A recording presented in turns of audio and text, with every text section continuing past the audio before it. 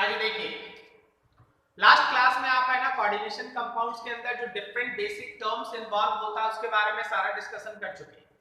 आज से हम लोग है ना कोऑर्डिनेशन कंपाउंड बनने में जो सबसे पहला साइंटिफिक एक्सप्लेनेशन दिया गया था, कोऑर्डिनेशन कंपाउंड सेंट्रल एटम कैसे बनाता है और क्यों बनाता है, उसको आज हम लोग है ना यहाँ से आगे की तरफ एक्सप्लेन करेंगे कि कोऑर्डिनेशन कंपाउंड का फॉर्मेशन कोई सेंट्रल मेटल एटम क्यों करता है या कैसे करता है। दैट थ्योरी, दैट साइंटिस्ट जो इस थ्योरी को प्रपोज किए थे, दैट इज उनका नाम था वार्नर्स। उन्हीं के नाम पे इस थ्योरी का नाम लिखा हुआ है वार्नर्स थ्योरी।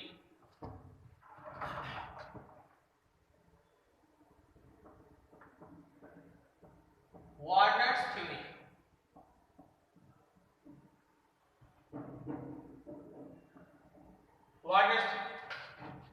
वार्नर्स थ्योरी कुछ फंडामेंटल पोस्टुलेट्स पे बेस्ड है। पोस्टुलेट्स कहने का मतलब उस समय है ना इसका कोई साइंटिफिक थ्योरेटिकल एक्सप्लेनेशन छोड़ के कोई एक्सपेरिमेंटल एक्सप्लेनेशन उस समय नहीं था, लेकिन उस समय थ्योरी के नाम पे इतना सटीक चीज दिया गया जो किसी कोऑर्डिनेशन कंपाउंड के फॉर्मेशन को बहुत अच्छे तरीके से एक्सप्लेन करता है।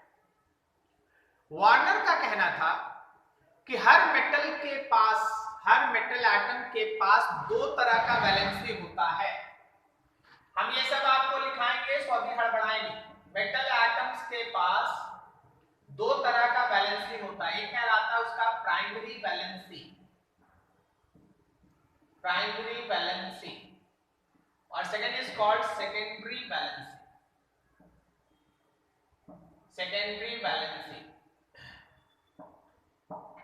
प्राइमरी वैलेंसी और दूसरा कहलाता है सेकेंडरी वैलेंसी। देखिए, अगर आप इस चीज को दूसरे तरीके से समझेंगे तो ज्यादा इजी लगेगा आपको। जब हम प्राइमरी वैलेंसी बोलेंगे ना तो आप समझिएगा कि मेटल के ऑक्सीडेशन नंबर का बात कर रहे हैं, और जब आपको सेकेंडरी वैलेंसी बोलेंगे तो आप समझिएगा कि मेटल के कोऑर्डिनेशन नंबर का बात करें। आप इसको दिमाग के कोने में रखिए। लेकिन वार्नर जो वर्ड लिए थे वो ऑक्सीडेशन या कोऑर्डिनेशन नंबर नहीं लिए थे, वो लिए थे प्राइमरी वैलेंसी और सेकेंडरी वैलेंसी। तो हमको उन्हीं के लैंग्वेज में प्राइमरी वैलेंसी और सेकेंडरी वैलेंसी के टर्म में बताना पड़ेगा। क्या मेरी आवाज समझ में आ रही है? क्लियर आ रहा सब कुछ?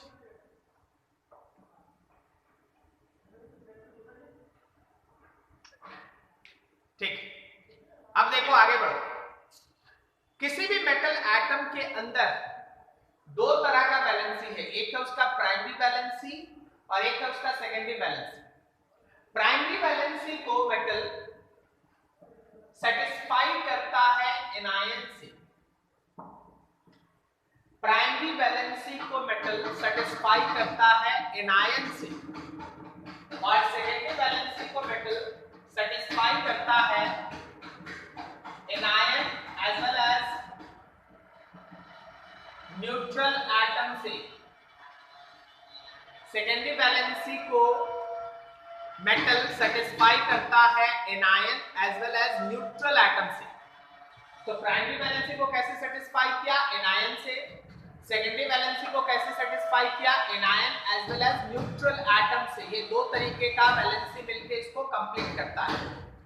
हर मेटल के पास ये एबिलिटी होता है कि वो अपने प्राइमरी वैलेंसी और सेकेंडरी वैलेंसी दोनों को सेटिस्फाई करे। हर मेटल के पास ये एबिलिटी होता है कि वो अपने प्राइमरी वैलेंसी और सेकेंडरी वैलेंसी दोनों को सेटिस्फाई करे। अकेले प्राइमरी वैलेंसी सेटिस्फाइड नहीं होगा, अकेले सेकेंडरी वैलेंसी सेटिस्फाइड नहीं होगा। जब भी सेटिस्फाइड होगा दोनों वैलेंसी सेटिस्फाइड होगा। प्राइमरी वैलेंसी को सेटिस्फाई करेगा एनायन के हेल्प से, सेकेंडरी वैलेंसी को सेटिस्फाई करेगा एनायन या किसी न्यूट्रल एटम के हेल्प से। इन सम केसेस कभी कभी इसमें केटायन भी आता है। चलो अच्छा, अब देखो जो प्राइमरी वैलेंसी है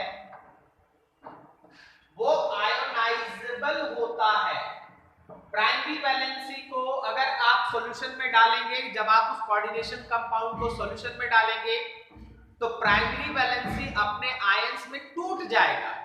जैसे आप पिछले दिन देख रहे थे ना कि कोऑर्डिनेशन स्फीयर के बाहर वाला जो था वो आयंस में टूट रहा था, वो एक्चुअली प्राइमरी वैलेंसी था। तो प्राइमरी वैलेंसी आयोनाइजेबल होता है, सेकेंडरी वैलेंसी नॉन आयोनाइजेबल होता है, नॉन आयोनाइजेबल। ये आयोनाइज नहीं करेगा, सेकेंडरी वैलेंसी आयोनाइज नहीं करेगा, प्राइमरी वैलेंसी आयोनाइज करेगा। सेकेंडरी वैलेंसी मतलब वो स्क्वायर ब्रैकेट के अंदर वाला स्पेसिस, वो आयोनाइज नहीं करेगा, प्राइमरी वैलेंसी आयोनाइज करेगा। करेक्ट, प्राइमरी वैलेंसी आयोनाइज करेगा, सेकेंडरी वैलेंसी आयोनाइज नहीं करेगा। और आगे सुनो, जब भी आप किसी भी कोऑर्डिनेशन कंपाउंड के स्ट्रक्चर के बारे में सोचते हैं, primary valency decide structure of coordination compound. Coordination compound के स्ट्रक्चर को प्राइमरी वैलेंसी सेटिस्फाई करता है। कोऑर्डिनेशन कंपाउंड का स्ट्रक्चर कैसा होगा? टेट्राहेड्रल होगा, स्क्वायर प्लेनर होगा, पेंटागोनल होगा, ऑक्टाहेड्रल होगा, कैसा उसका शेप होगा, इसका डिसीजन सेकेंडरी वैलेंसी हमेशा लेता है। सेकेंडरी वैलेंसी हमेशा लेता है।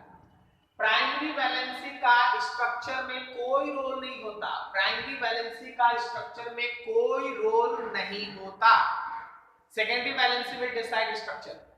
थोड़ा और आगे सुनो, जब हम लोग इस केस में थोड़ा और आगे बढ़ते हैं, तो कुछ स्पीसीज ऐसा होता है जिसमें एनायन प्राइमरी वैलेंसी और सेकेंडरी वैलेंसी दोनों सेटिस्फाई करता है। कुछ स्पीसीज ऐसा होता है जिसमें एनायन प्राइमरी वैलेंसी और सेकेंडरी वैलेंसी दोनों सेटिस्फाई करता है। अगर कभी ऐसा हो कि कोई एक एनायन प्राइमरी वैलेंसी और सेकेंडरी वैलेंसी दोनों सेटिस्फाई करे, तो वैसे केस में आयनाइजेबल और नॉन आयनाइजेबल में वो क्या होगा? आयनाइजेबल होगा कि नॉन आयनाइजेबल होगा? हमेशा ध्यान रखना, अगर कोई anion primary and secondary valency दोनों सेटिस्फाई करता है, तो वैसे केस में वो नॉन आयोनाइजेबल होगा, नॉन आयोनाइजेबल होगा। अगर कोई सेकेंडरी वैलेंसी और प्राइमरी वैलेंसी एनायन शो करता है, तो अगर एनायन केवल प्राइमरी वैलेंसी शो करता है तो आयोनाइजेबल है, अगर एनायन केवल सेकेंडरी वैलेंसी शो करता है तो नॉन आयोनाइजेबल है। लेकिन अगर कोई एनायन प्राइमरी एंड सेकेंडरी दोनों वैलेंसी शो करता है, तो याद रखना वो नॉन आयोनाइजेबल है। अब मॉडर्न टर्म में जो आप मॉडर्न कोऑर्डिनेशन कंपाउंड का जो साइंस डेवलप हुआ है, करता क्या है? प्राइमरी वैलेंसी कुछ और नहीं है, ये ऑक्सीडेशन नंबर है, ये ऑक्सीडेशन नंबर है मेटल का। और जो सेकेंडरी वैलेंसी है वो कुछ और नहीं है, वो कोऑर्डिनेशन नंबर है। तो आप जो पूरा का पूरा कोऑर्डिनेशन कंपाउंड पढ़ेंगे, उसमें वार्नर का पहला थ्योरी ये कहता है कि मेटल के पास प्राइमरी और सेकेंडरी वैलेंसी होता है और उसके पास टेंडेंसी होता है दोनों वैलेंसी सेटिस्फाई करने का। लेकिन अब मॉडर्न टर्म में जहां साइंस अभी पहुंच चुका है कोऑर्डिनेशन कंपाउंड को लेके, वहां प्राइमरी वैलेंसी और सेकेंडरी वैलेंसी वर्ड यूज नहीं होता, उसके जगह पे यूज होता है oxidation number and coordination number. क्या आपको यहां तक मेरी बात समझ में आई? यही सब लिखना है, बोलो कहीं डाउट किसी को समझने में?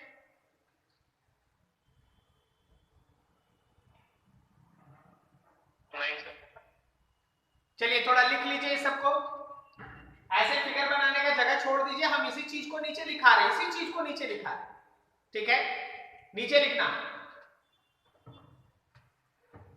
these are the following postulates of Warner's theory.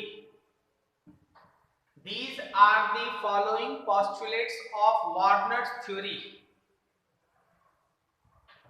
These are the following postulates of Warner's theory. First में लिखो, each metal atom have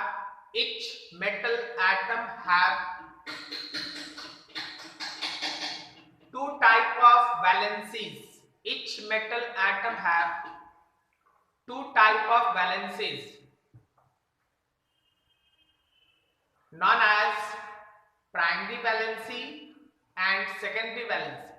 Known as primary valency and secondary valency. Known as primary valency and secondary valency.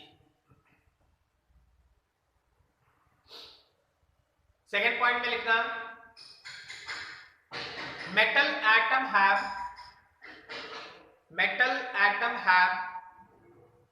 tendency to satisfy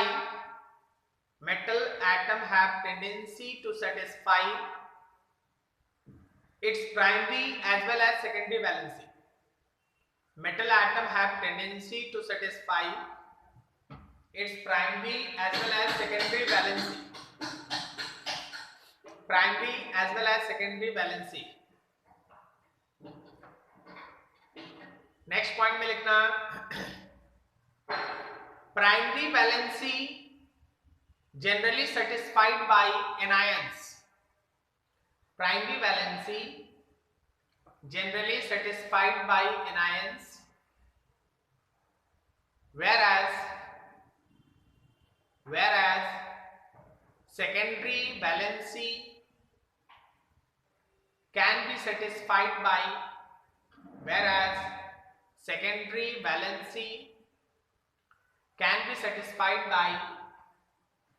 anion as well as neutral atom.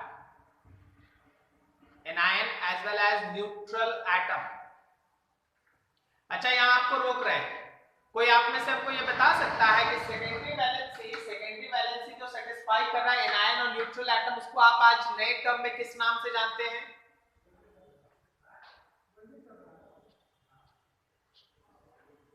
उसको आप अभी नए term में किस नाम? नहीं, इसको आप लिगेंड्स के नाम से जानते हैं।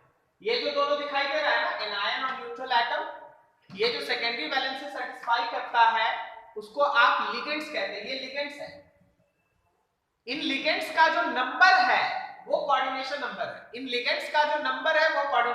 है। ठीक है। अभी नए टर्म में इनको एनायन और न्यूट्रल्स को, इसको हम लोग है ना, जो सेकेंडरी वैलेंसी सेटिस्फाई करता है स्क्वायर ब्रैकेट के अंदर रहता है एटम्स के साथ, उसको आप लिगेंड्स कहते हैं। चलिए अगला पॉइंट लिखिए। Primary valency is ionisable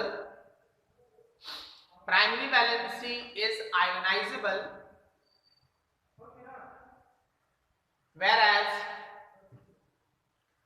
secondary valency is non-ionizable. Primary valency is ionizable, whereas secondary valency is non-ionizable.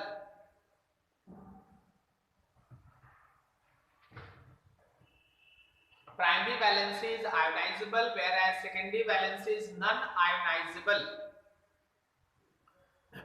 Next point लिखना, if any anion simultaneously satisfy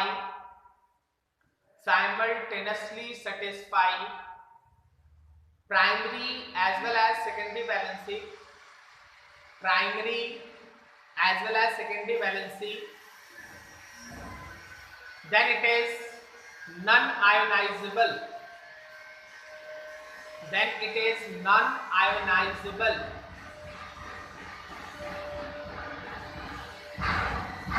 फिर से, if any anion simultaneously satisfied primary as well as secondary valency, then it is non-ionizable. वो non-ionizable होगा। Next लिखो अगला,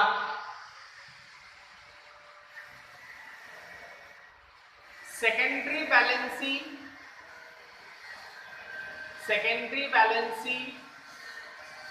will decide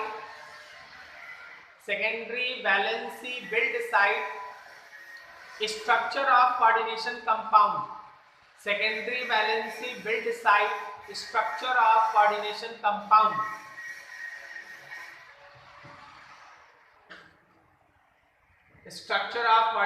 compound. Last point में लिखना, primary valency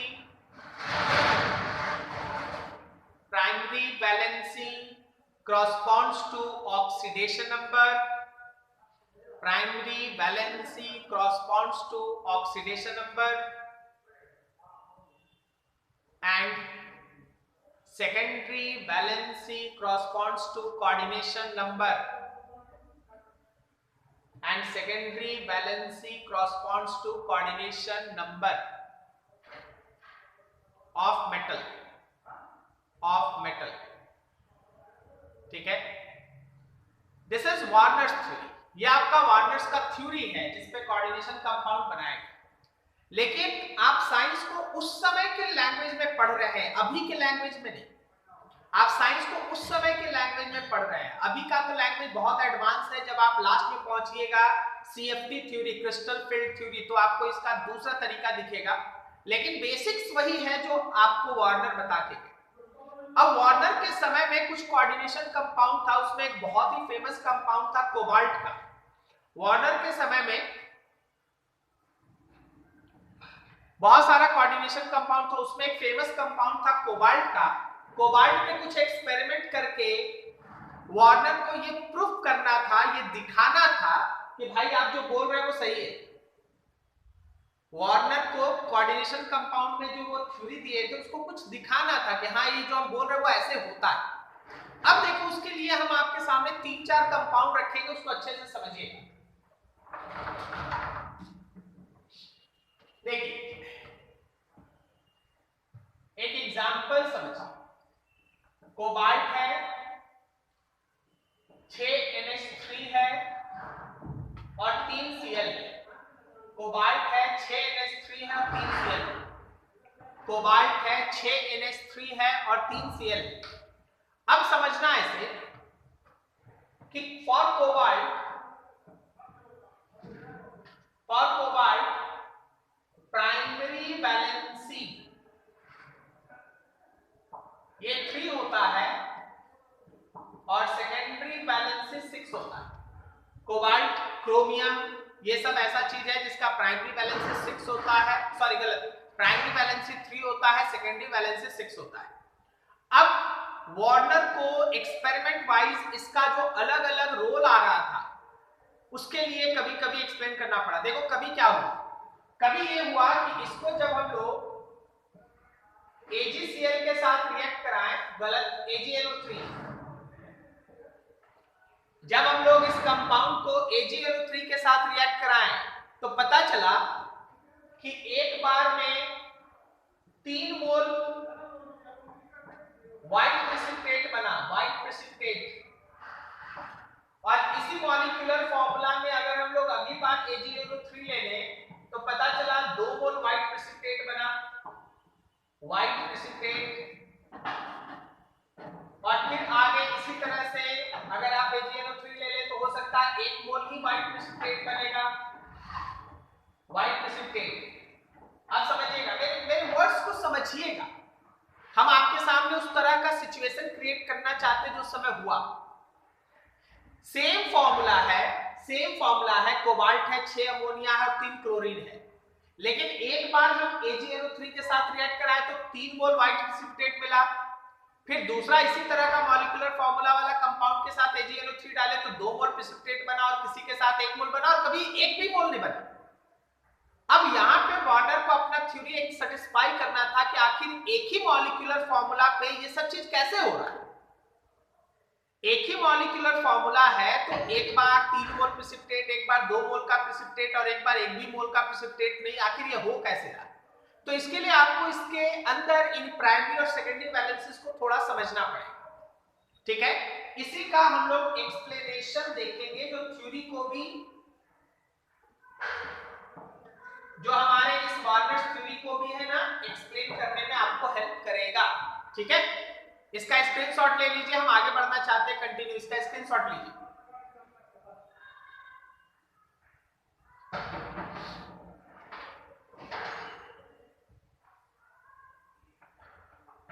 हो गया?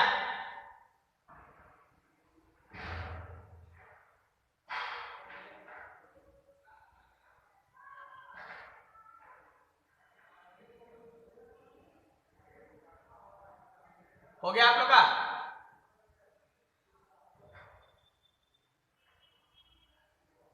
Yes, sir.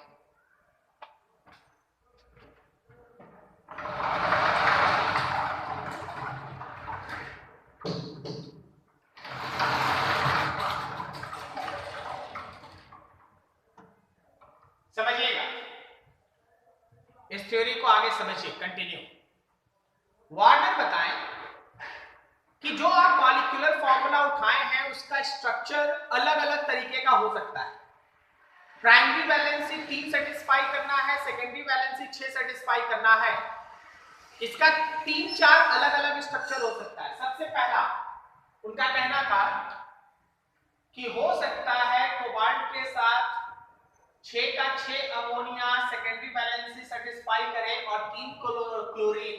उनका कहना था कोबाल्ट के साथ हो सकता है 6 अमोनिया सेकेंडरी वैलेंसी सेटिस्फाई करे और 3 क्लोरीन प्राइमरी वैलेंसी सेटिस्फाई करे। दूसरा कहानी सुनो, उनका यह कहना था कि हो सकता है कोबाल्ट के साथ 5 ammonia secondary valency, 1 chlorine secondary valency और 2 क्लोरीन प्राइमरी वैलेंसी सेटिस्फाई करे। देखिए जी, जब ये इस तरह का अमोनिया न्यूट्रल मॉलिक्यूल बाहर आ जाता है ना, न्यूट्रल मॉलिक्यूल बाहर आ जाता है तो वो ऑक्सीडेशन नंबर में कंट्रीब्यूट नहीं करता। आप थ्योरी में पढ़े प्राइमरी वैलेंसी के लिए एनायन रिस्पॉन्सिबल है, ऑक्सीडेशन नंबर एनायन से नहीं आता, एनायन से आता है, सॉरी न्यूट्रल से नहीं आता। तो ये बाहर में अमोनिया लिखा है, इससे कोई मतलब नहीं है, आपको बस बाहर Cl2 पे ध्यान देना है। या उनका ये कहना था कि हो सकता है कि कोबाल्ट के साथ 4 अमोनिया 2 क्लोरीन हो और 1 क्लोरीन बाहर हो, 2 अमोनिया बाहर। अब ऐसा उनका कहना था। अब जब आप इसको उनके थ्योरी के साथ मैच कराइएगा तो देखिए क्या होगा। अगर मान लो ये स्ट्रक्चर है, ये तो ये कोबाल्ट है, 6 अमोनिया 6 NH3 अपना lone pair of electron 6 NH3 अपना lone pair of electron cobalt के खाली d ऑर्बिटल में भेजेगा। पूरा कहानी, कोबाल्ट के खाली d ऑर्बिटल में अमोनिया अपना 6 लोन पेयर भेजेगा। हर लोन पेयर भेजने के साथ अमोनिया और कोबाल्ट के बीच एक कोऑर्डिनेट कोवलेंट बॉन्ड बन जाएगा। इसी अमोनिया को आप जो मॉडर्न टेक्नोलॉजी है, टर्म्स है, उसमें आप लिगेंड्स कहते हैं। अब आप देखिए कि ये 6 अमोनिया इसके साथ सेकेंडरी वैलेंसी सेटिस्फाई किया। 3 क्लोरीन जो आपको बाहर दिखाई दे रहा है उसको डॉटेड लाइन से बस आप दिखा दीजिए, कहीं भी दिखा दीजिए, इसका कोई स्ट्रक्चर नहीं होता। अमोनिया या सेकेंडरी वैलेंसी को बनाइए तो स्ट्रक्चर के साथ बनाइए, लेकिन प्राइमरी वैलेंसी में स्ट्रक्चर का कोई झमेला नहीं है। क्लोरीन, एक क्लोरीन यहां, ये क्लोरीन यहां डालो, ये है तुम्हारा स्ट्रक्चर। फिर से समझो, सेकेंडरी वैलेंसी के लिए कोऑर्डिनेट कोवलेंट बॉन्ड बनाना है, लिगेंड के तरफ से डोनेट करना है कोबाल्ट को, एरो कोबाल्ट की तरफ होगा, लेकिन प्राइमरी वैलेंसी शो करने वाला एटम ऐसे डॉट से दिखाना है। अब जब आप इस मॉलिक्यूल को सॉल्यूशन में डालेंगे, इन एक्वस सॉल्यूशन, देखिए क्या होगा। कोबाल्ट है, NH3 है, होल 16 क्लोरीन है। क्या ये सॉल्यूशन के अंदर जाके कोबाल्ट NH3 होल 6 3+ और 3 Cl- में टूट जाएगा? थ्योरी तो यही कहता है ना कि जो प्राइमरी वैलेंसी है वो आयोनाइज करेगा, सेकेंडरी वैलेंसी आयोनाइज नहीं करेगा। क्या मेरी आवाज आ रही है आप तक? Yes sir. तो प्राइमरी वैलेंसी जो बाहर में था वो आयोनाइज कर दिया, लेकिन जो अंदर में सेकेंडरी वैलेंसी था वो जैसे था वैसे है, आयोनाइज नहीं किया। अब आप इस सॉल्यूशन में, जो एक्वस सॉल्यूशन है जिसमें आयंस मौजूद है, अगर आप इसमें AgNO3 डाल देंगे तो क्या ये सिल्वर इस क्लोरीन के साथ मिलके 3 मोल AgCl प्रेसिपिटेट बना देगा?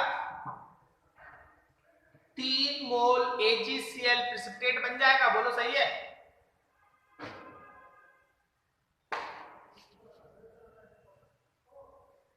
आवाज आ रही है?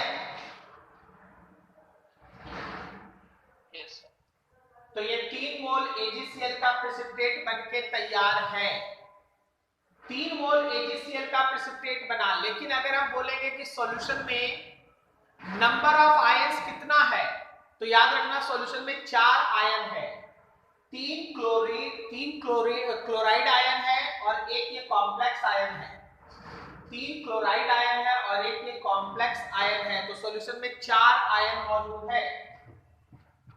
4 आयंस इन सॉल्यूशन। ये था तुम्हारे फर्स्ट तरह का एक्सप्लेनेशन। जैसे अभी आप जो थ्योरी देखे थे उसमें बोला था ना कि एक बार AgNO3 डाले तो 3 मोल प्रेसिपिटेट आया, उसका एक्सप्लेनेशन ये। अब जरा इसी चीज को इस पे सोचिए। यहां देखिए, यहां भाई ये कोबाल्ट है, 5 अमोनिया बना लो। 5 अमोनिया बना दिए। हर अमोनिया अपना इलेक्ट्रॉन पेयर, हर अमोनिया अपना इलेक्ट्रॉन पेयर कोबाल्ट को डोनेट कर दिया। हर अमोनिया अपना इलेक्ट्रॉन पेयर कोबाल्ट को डोनेट कर दिया। और छठा जो 6th नंबर का कोऑर्डिनेशन नंबर अभी बचा है, सेकेंडरी वैलेंसी बचा है, उसको सेटिस्फाई कर रहा है क्लोरीन। उसको सेटिस्फाई कर रहा है क्लोरीन। ठीक है, तो coordination number 6, secondary valency 6 satisfied. अब प्राइमरी वैलेंसी का बारी। 2 क्लोरीन आपको बाहर दिखाई दे रहा है, कहीं भी बना दीजिए। एक क्लोरीन यहां बना दिए हैं, एक क्लोरीन यहां बना दिए। अब यहां पे एक चीज सोचने वाली है आपके लिए। यहां एक क्लोरीन ऐसा है, यहां एक क्लोरीन ऐसा है जो सेकेंडरी वैलेंसी भी सेटिस्फाई करेगा और साथ में प्राइमरी वैलेंसी भी सेटिस्फाई करेगा। जो सेकेंडरी वैलेंसी भी सेटिस्फाई करेगा और साथ में प्राइमरी वैलेंसी भी सेटिस्फाई करेगा। Secondary as well as primary दोनों तरह का वैलेंसी को सेटिस्फाई करेगा। अब सोचो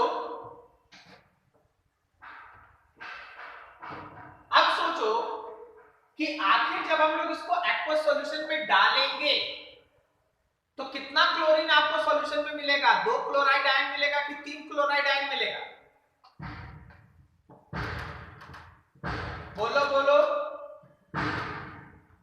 सर 2 मिलेगा। कोबाल्ट NH3 होल 5Cl और 2 क्लोरीन बाहर है, साथ में NH3 है। NH3 सॉल्यूशन के अंदर है, उसमें कोई मतलब नहीं हमको।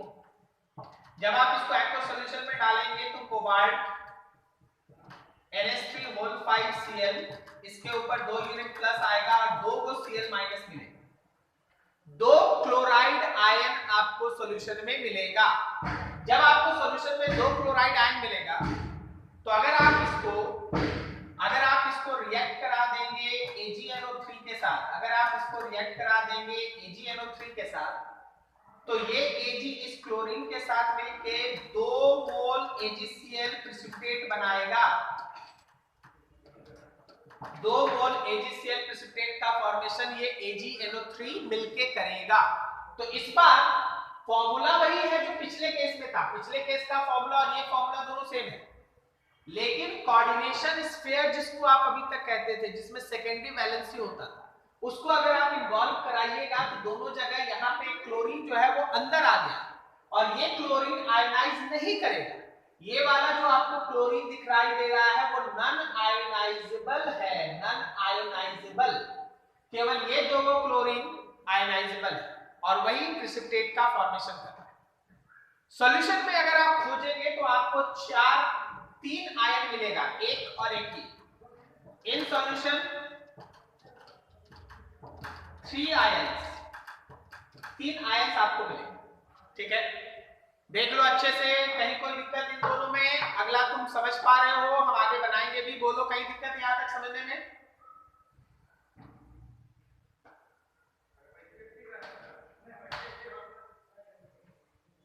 है जी किसी का डाउट कुछ?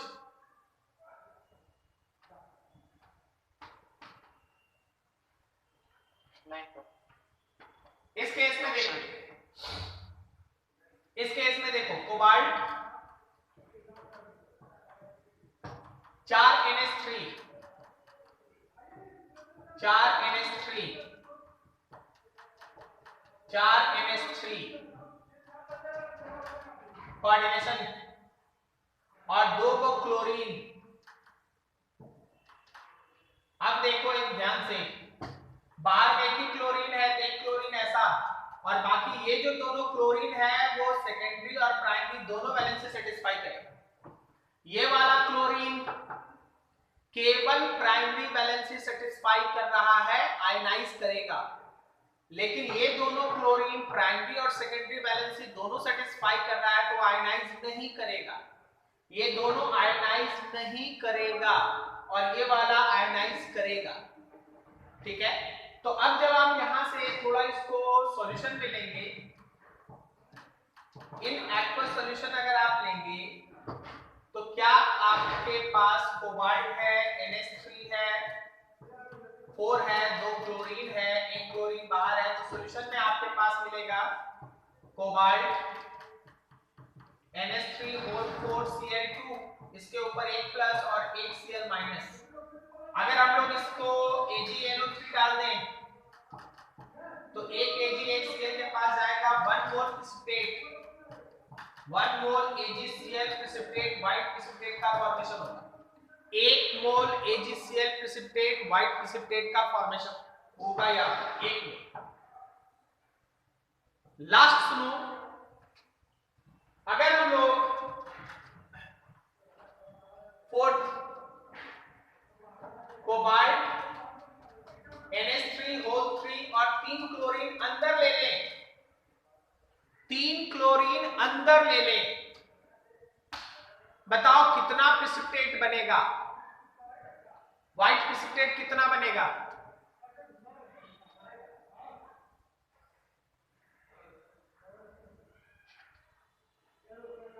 बोलो, व्हाइट प्रेसिपिटेट कितना बनेगा?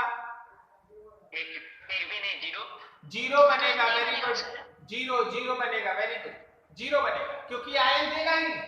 अगर हमको इसका स्ट्रक्चर बनाना पड़ा तो ये NH3 ये तीनों अपना सेटिस्फाई किया, क्लोरीन क्लोरीन क्लोरीन, और ये तीनों प्राइमरी और सेकेंडरी दोनों वैलेंस से सेटिस्फाई कर रहा। जब ये प्राइमरी और सेकेंडरी वैलेंस से दोनों सेटिस्फाई कर रहा तो आयनाइज नहीं करेगा। No ions in solution, no ions, no precipitate, ना ही कोई आयन बनेगा ना ही कोई प्रेसिपिटेट का फॉर्मेशन होगा। This is all about Warners theorem. ये है आपका वार्नर्स थ्योरम। इसका क्वेश्चन ऐसे ही रहेगा कि देखो ये एक फॉर्मूला तुमको बता दिया, बोला कि देखो भाई इसको इसके साथ रिएक्ट कराएं तो इतना आयन फर्निश हुआ, आप उसका स्ट्रक्चर प्रपोज करें, आप उसका फॉर्मूला बताएं। आगे जब आप नोमेनक्लेचर पढ़ लीजिएगा तो बोला जाएगा कि देखो एक मॉलिक्यूलर फॉर्मूला, उसको AgCl के साथ रिएक्ट कराया गया, इतना मोल है ना, प्रेसिपिटेट बन गया, चलो उसका यूपिक नेम लिखो।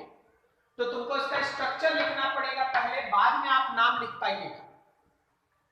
तुमसे कभी कभी पूछ लिया जाएगा कि हाँ भाई देखो ऐसा है फॉर्मूला है, तो बताओ कितना मोल प्रेसिपिटेट बनेगा, तो तुमको देखना होगा कि बाहर में कितना आयन है, बाहर में जो एनायन है वही प्रेसिपिटेट देगा। तुमसे ये भी पूछा जा सकता है कि सॉल्यूशन में कितना आयंस बनेगा, तो सॉल्यूशन का आयन काउंट करने में केटायन और एनायन, केटायन और एनायन दोनों का नंबर काउंट करना, केटायन और एनायन दोनों का नंबर काउंट करना, ये तरीका इसको बनाना। नोट करो बढ़िया से, फिर आगे बढ़ते हैं। नोट करो बढ़िया से।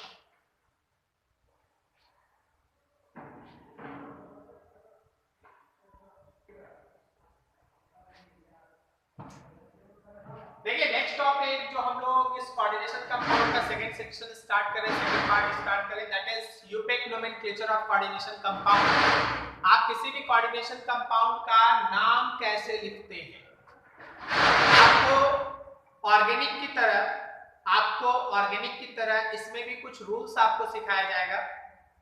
अगर आपको समय पे वो रूल्स याद है तो आप इसका नोमेनक्लेचर आराम से लिख पाएंगे। बस बशर्ते रूल्स याद कीजिए, उस पर थोड़ा सा प्रैक्टिस कीजिए और चीजें फिर है ना ऑनगोइंग आराम से चलती है।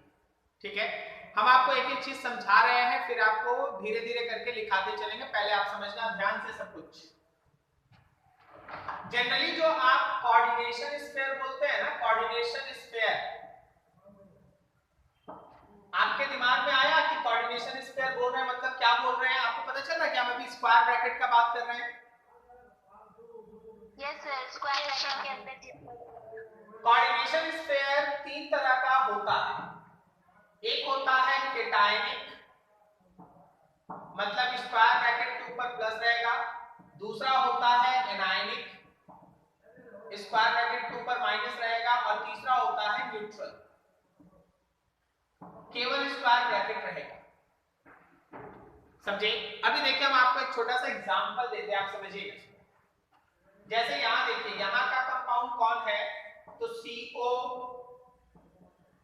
NH3 होल 4 Cl2 और बाहर एक Cl। तो देखो ये वाला जो पोर्शन उस पे एक पॉजिटिव आ रहा है। एनायनिक में कौन होगा, जैसे देखो K4 FeCN होल 6। और न्यूट्रल में कौन होगा, जैसे देखो निकल CO होल 4, ये न्यूट्रल है। तो जो कोऑर्डिनेशन स्फीयर है वो केटायनिक भी हो सकता है, एनायनिक भी हो सकता है, न्यूट्रल भी हो सकता है। अगर वो केटायनिक एनायनिक है, न्यूट्रल तो मतलब खाली कोऑर्डिनेशन स्फीयर का नाम। आप हमेशा ध्यान रखिएगा कि हर नोमेनक्लेचर के अंदर केटायन और एनायन, केटायन और एनायन, केटायन और एनायन, केटायन और एनायन हमेशा रहता है। नाम में हमेशा जब भी आप नोमेनक्लेचर लिखते हैं, पहला चीज पहले आप केटायन का नाम लिखेंगे, एक स्पेस देंगे और फिर एनायन का नाम लिखेंगे। पहले नाम किसका लिखेंगे, केटायन का, उसके बाद फिर किसका नाम लिखेंगे, एनायन का। इसका मतलब क्या है, जब हम लोग इसका नाम लिखेंगे तो पहले इस कोऑर्डिनेशन स्फीयर का लिखेंगे, बाद में क्लोरीन के लिए लिखेंगे। और जब हम लोग इसका नाम लिखेंगे तो पहले पोटेशियम लिखेंगे और बाद में स्क्वायर ब्रैकेट लिखेंगे। क्या मेरी बात समझ में आई? न्यूट्रल में क्या करेंगे, न्यूट्रल में केवल इसका लिख देंगे, बस हो गया। तो सबसे पहला नाम आप केटायन का लिखेंगे, जैसे यहाँ पे कोऑर्डिनेशन स्फीयर ही केटायन है तो उसका नाम लिखेंगे, बाद में क्लोरीन, और यहाँ पहले लिखेंगे पोटेशियम, बाद में लिखेंगे कोऑर्डिनेशन स्फीयर का नाम एनायन के जगह पे। तो पहला रूल ये कहता है कि भाई केटायन का नाम पहले लिखिए, बाद में एनायन का नाम लिखिए। अब देखिए केटायन और एनायन का नाम लिखिएगा तो कहीं एक जगह तो कोऑर्डिनेशन स्फीयर का नाम लिखना होगा ना। जैसे इसका लिखेंगे तो केटायन में लिखेंगे, इसका लिखेंगे तो एनायन में लिखेंगे, कोऑर्डिनेशन स्फीयर का नाम। कोऑर्डिनेशन स्फीयर का नाम लिखने में कुछ रूल्स हैं। दूसरा, naming of coordination sphere. Coordination sphere का नाम कैसे लिखेंगे? कोऑर्डिनेशन स्फीयर का नाम लिखने में सबसे पहले आप लिगेंड्स का नाम लिखेंगे। सबसे पहले आप लिगेंड्स का नाम लिखेंगे, ठीक है। ये लिगेंड्स का नाम कैसे लिखना है, इसके लिए हमको पूरा चार्ट आपको देना पड़ेगा। आज ये रूल्स बता लेंगे, फिर आपको अगले दिन चार्ट देके सारा नेमिंग का प्रैक्टिस करा देंगे। इसके लिए पूरा एक चार्ट देना पड़ेगा, जैसे कैसे तुम नोमेनक्लेचर ऑर्गेनिक में एक चार्ट मिला था वैसा। लिगेंड्स का नाम लिखोगे, लिगेंड्स का नाम लिखने के बाद रनिंग लेटर में सेंट्रल मेटल एटम का नाम लिखोगे, सेंट्रल मेटल एटम का नाम लिखोगे, और फिर ऐसे पैरेंथेसिस देके ऑक्सीडेशन नंबर लिखोगे। ऑक्सीडेशन नंबर इसका मेटल का ऑक्सीडेशन नंबर लिखोगे। पूरा रूल्स अच्छे से समझो। कोऑर्डिनेशन स्फीयर का नाम लिखने में पहले आपको लिगेंड्स का नाम लिखना पड़ेगा, फिर उसके बाद आपको सेंट्रल मेटल एटम का नाम लिखना पड़ेगा, और फिर उसका ऑक्सीडेशन नंबर बताना पड़ेगा। जैसे यहां देखो, यहां पे पहले आपको लिगेंड्स का नाम लिखना है, बाद में कोबाल्ट, और फिर इसका ऑक्सीडेशन नंबर बताना है, ठीक है। यहां तक लिखते हैं। पहला रूल क्या था, केटायन का नाम लिखना है, बाद में एनायन। दूसरा रूल क्या है कि चाहे केटायन या एनायन कहीं भी अगर कोऑर्डिनेशन स्फीयर है, कोऑर्डिनेशन स्फीयर है तो उसका नाम लिखने में पहले लिगेंड्स का नाम लिखेंगे, फिर सेंट्रल मेटल एटम का नाम लिखेंगे, और बाद में ब्रैकेट के अंदर उसका ऑक्सीडेशन नंबर। अब इसमें भी एक ट्विस्ट है, लिगेंड्स का नाम कैसे लिखेंगे? For naming of ligands, ligands का नाम कैसे लिखें? देखिए लिगेंड्स में जहां होमोलिप्टिक है, होमोलिप्टिक मतलब एक ही है लिगेंड, वहां तो आपको प्रॉब्लम नहीं है। जैसे CN है तो इसका नाम हो गया साइनो। लेकिन जहां हेट्रोलिप्टिक है, एक से ज्यादा तरह का लिगेंड्स है, उसमें आपको अल्फाबेटिकल ऑर्डर फॉलो करना पड़ेगा। जैसे NH3 का होता है एमाइन और Cl2 का होता है क्लोरिडो, तो एमाइन का ए पहले, क्लोरिडो का C बाद में है, तो एमाइन पहले, क्लोरिडो बाद में लिखा जाए। पहला नेमिंग ऑफ लिगेंड्स में पहला चीज, वी हैव टू फॉलो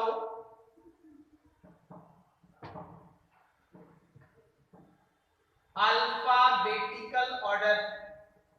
हम लोगों को अल्फाबेटिकल ऑर्डर फॉलो करना है। We have to follow alphabetical order.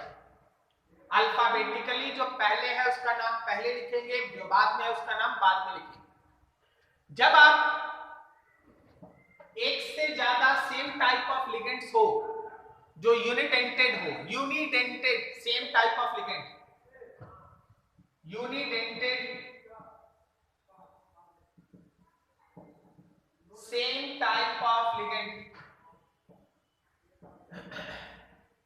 Sir क्या बोल रहे सर, नहीं समझे। यहां देखो CH इज यूनिडेंटेड और ये 6 है, तो 6 के लिए लगेगा हेक्सा। यहां देखो अमोनिया 4 है, टेट्रा। क्लोरीन 2 है, क्लोरिडो के लिए आगे लगेगा डाई, डाई, तो 2 के लिए लगेगा डाई, 3 के लिए लगेगा ट्राई, 4 के लिए लगेगा टेट्रा, 5 के लिए लगेगा पेंटा और 6 के लिए लगेगा हेक्सा।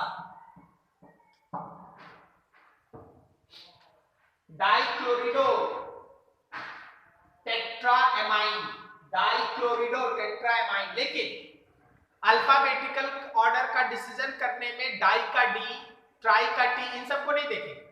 लिगेंड्स के नाम में जो पहला लेटर है उसको देखें। एमाइन का ए, क्लोरिडो का सी। क्या मेरे वर्ड समझ में आ रहे हैं आपको?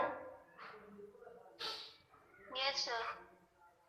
आगे सुनो, कभी कभी होता है इसमें पॉलीडेंटेड लिगेंड। पॉलीडेंटेड, पॉलीडेंटेड का मतलब समझ गए ना? यस सर, एक से ज्यादा ये डेंटिसिटी हो, तो उस केस में 2 के लिए लगता है बेस, 3 के लिए लगता है ट्रेस, 4 के लिए लगता है टेट्राकेस, 5 के लिए लगता है पेंटाकेस एंड सो ऑन। अगर पॉलीडेंटेड लिगेंड है तो 2 के लिए लगेगा बेस, 3 के लगेगा ट्रेस, 4 के लिए लगेगा टेट्राकेस, 5 के लिए लगेगा पेंटाकेस, 6 के लिए लगेगा hexakis and so on so on. ठीक है, पॉलीडेंटेड रहेगा तब। तो जब आप नंबर देखें 2, 4, 6, 8 तो उस हिसाब से आप रिएक्ट करें। अब आइए थोड़ा सेंट्रल मेटल एटम में। देखिए सेंट्रल मेटल एटम किस तरह के कोऑर्डिनेशन स्फीयर में मौजूद है, नेमिंग में इसका बहुत बड़ा रोल होता है। फिर से, सेंट्रल मेटल एटम किस तरह के कोऑर्डिनेशन स्फीयर में मौजूद है, नेमिंग में इसका बड़ा रोल होता है। मतलब समझो, देखो यहां जो कोऑर्डिनेशन स्फीयर है वो केटायनिक है और मेटल उसमें मौजूद है, और यहां जो कोऑर्डिनेशन स्फीयर है वो एनायनिक है और मेटल उसमें मौजूद है। सुनना बहुत ध्यान से। अगर central metal atom cationic coordination sphere में मौजूद है तो जो मेटल एटम का नाम होता है वही लिख दीजिए। जैसे यहां कोबाल्ट है तो कोबाल्ट लिखा जाएगा। लेकिन अगर सेंट्रल मेटल एटम एनायन के अंदर मौजूद है, एनायनिक कोऑर्डिनेशन स्फीयर में मौजूद है, तो नाम लिखने के लास्ट में 8 लगेगा, ATE, 8 लगेगा। जैसे फेरेट, अगर यही कोबाल्ट एनायन में रहता तो कोबाल्टेट, अगर क्रोमियम रहता एनायन में तो क्रोमेट, अगर निकल रहता तो निकलेट 8। तो सर अगर न्यूट्रल रहेगा तो न्यूट्रल में भी कोई दिक्कत नहीं है, निकल है निकल लिख लो केटायन की तरह। लेकिन यही निकल अगर एनायन में मौजूद है तो नाम होगा निकलेट। निकलेट। क्या मेरी बात समझ में आई?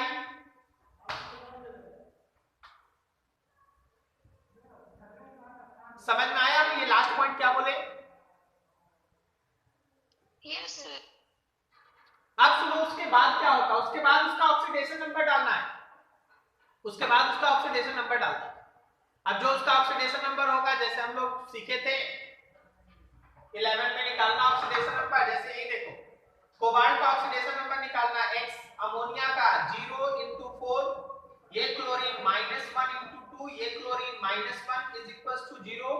तुम सॉल्व करो, x का वैल्यू आएगा यहाँ 3। तो यहाँ पे फाइनली जो आप इस ब्रैकेट देख रहे हैं इसके अंदर ये ऑक्सीडेशन नंबर है रोमन में।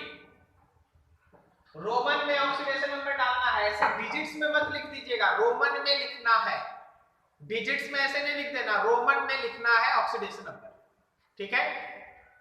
देखो इसको तो तुम नोट करने का अपना जगह छोड़ दो, स्क्रीनशॉट ले लो, लेकिन हम इन रूल्स को फिर से लिखा भी रहे हैं, बहुत जरूरी है। उसके बाद फिर हम लोग धीरे धीरे आगे बढ़ेंगे।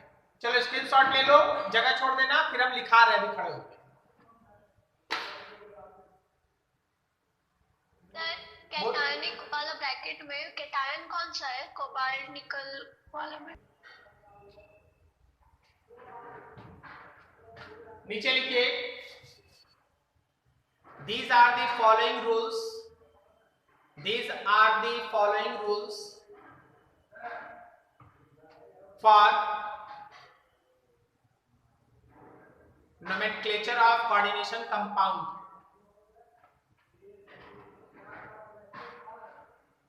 For nomenclature of coordination compound. Sir वही सब रूल होगा जो आपको भी लिखना है। बोले these are the following rules, these are the following rules for nomenclature of coordination compound. These are the following rules for nomenclature of coordination compound. First में लिखना, we have to write name of cation first. We have to write name of cation first. Then after name of anion, we have to write name of cation first, then after name of anion.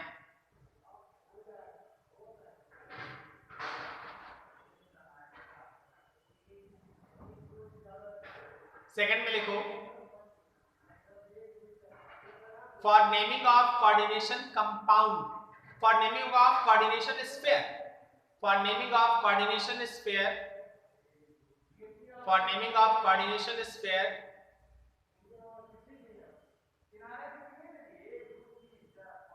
we have to follow, for naming of coordination sphere, we have to follow following sequence. We have to follow following sequence. ये लिख लो भाई sequence, ligands, central metal atom, then oxidation number.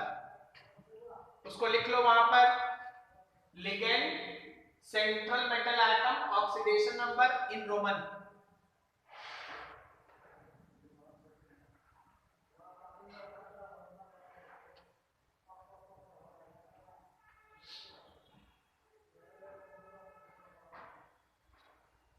हो गया?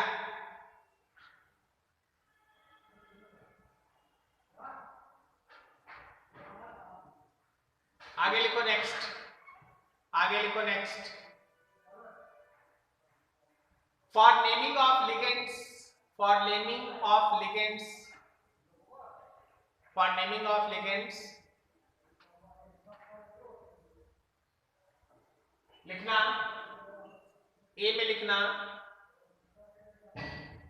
we have to follow alphabetical order. A में लिखना we have to follow alphabetical order.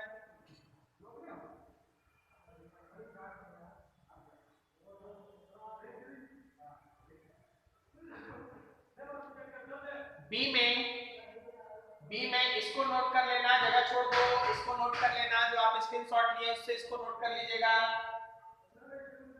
B में इसको लिख लीजिएगा।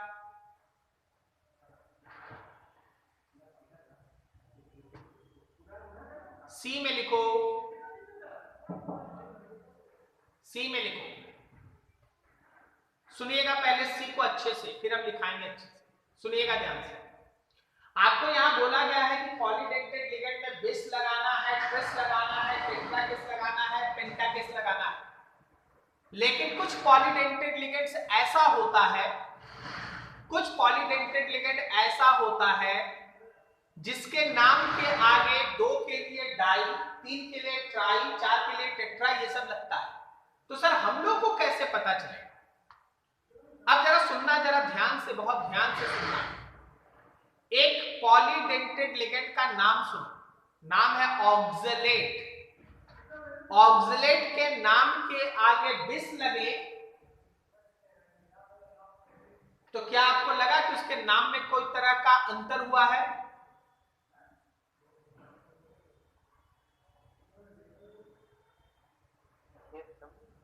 नाम अभी भी ऑक्सलेट है, बिस लगने से आपको पता चला कि 2 है।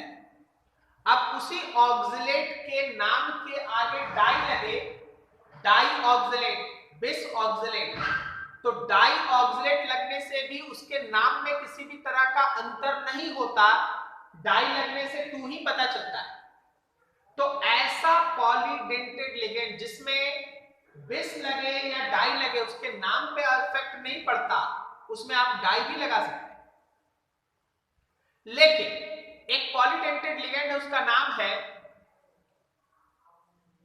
मिथाइल या sorry ethylene diamine. Ethylene diamine ये उस पॉलीडेंटेड लिगेंड का नाम है, इथिलीन डाइएमाइन। डाई वर्ड है ऑलरेडी, उसमें ध्यान रखना, इथिलीन डाइएमाइन। अब अगर कोई 2 के लिए उसमें नाम के आगे डाई लगा दे तो उसका नाम हो जाएगा डाई इथिलीन डाइएमाइन। अब आदमी कंफ्यूज हो जाएगा, उसको लगेगा कि ये डाई इथिलीन डाइएमाइन है या फिर इथिलीन डाइएमाइन का 2 गो है। क्या बोलते हो, समझ में आया? Yes sir.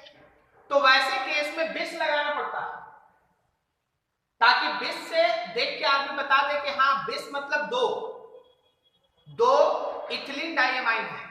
और अगर कोई डाई इथिलीन डाइएमाइन लिखेगा तो ये बोल सकता है कि डाई इथिलीन है और फिर डाइएमाइन है। जहां भी ऐसा कंफ्यूजन होगा वहीं पे बिस ट्रिस का यूज करना है, नहीं तो डाई ट्राई भी यूज कर सकते हो। क्या मेरी बात समझ में आई? ऑक्सलेट में तो कंफ्यूजन नहीं हुआ ना, तो वहां डाई लगा सकते हैं। लेकिन इथिलीन डाइएमाइन में अगर हम डाई लगा देंगे नाम के आगे तो नाम बदल जाएगा, तो उस केस में बिस लगाना पड़ेगा। क्या तुमको मेरी बात क्लियर समझ में आ रही है? Yes sir. चलो सी में लिख लो, सी में लिखो bis, tris, tetrakis etc. are mainly used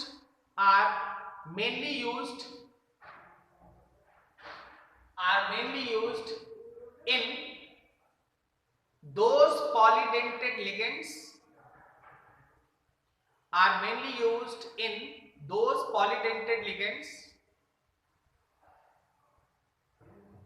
whose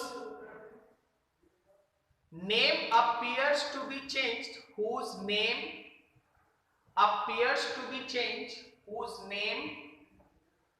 appears to be changed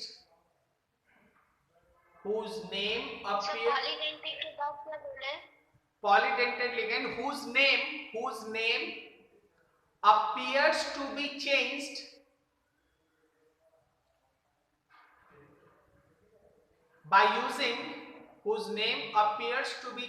by using di, tri, tetra etc. appears to be changed by using di, tri, tetra etcetera. तो base stress in सब का use वहीं करेंगे जहां by di tri लगाने से लगता है ऐसा कि नाम बदल गया है, तो हम लोग उसके जगह बेस स्ट्रेस इन सब को यूज करेंगे। क्या मेरी बात समझ में आई आपको? Yes sir. चलिए, इसके बाद थर्ड के बाद फोर्थ पॉइंट लिख लीजिए। फोर्थ पॉइंट लिख लीजिए। Fourth point, naming of central metal atom. Fourth point में लिख लीजिए, naming of central metal atom. Naming of central metal atom.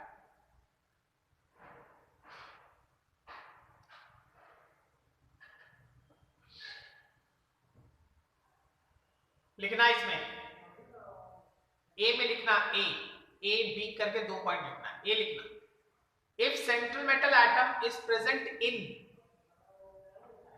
if central metal atom is present in cationic coordination sphere,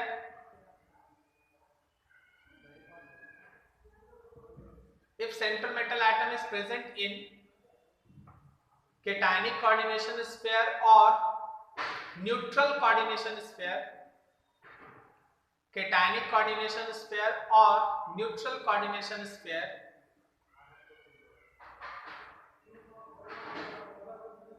then its name remains unchanged. Its name remains unchanged. उसका नाम unchange रहेगा. Its name remains unchanged. B में लिखो, if central metal atom is in, if central metal atom is in anionic coordination sphere, if central metal atom is in anionic coordination sphere,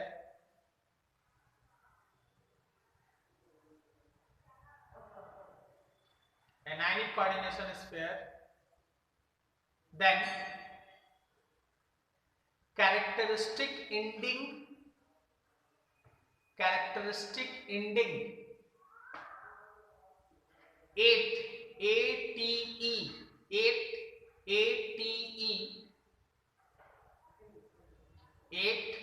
is used with name of metal. 8 is used with name of metal.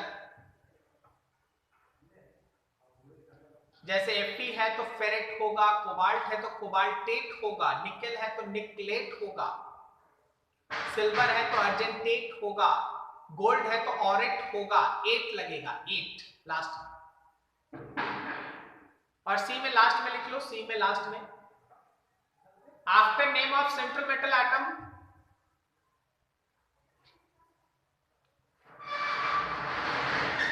Its oxidation number,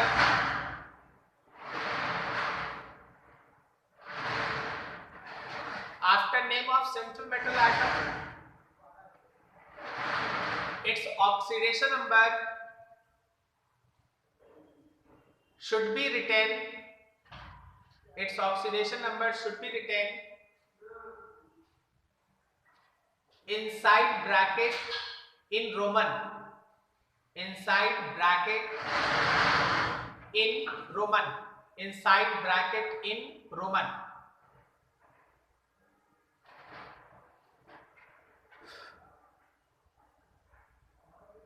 आप लोग का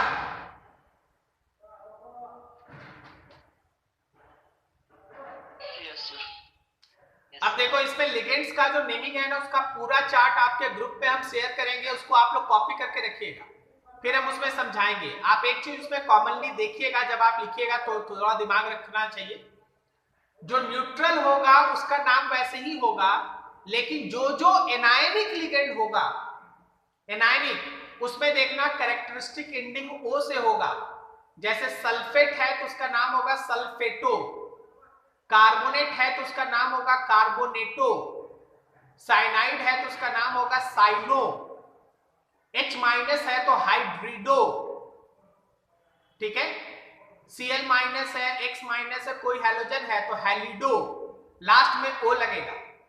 और अगर कोई केटायनिक ligand हुआ तो उसका characteristic ending word EM होता है, IUM।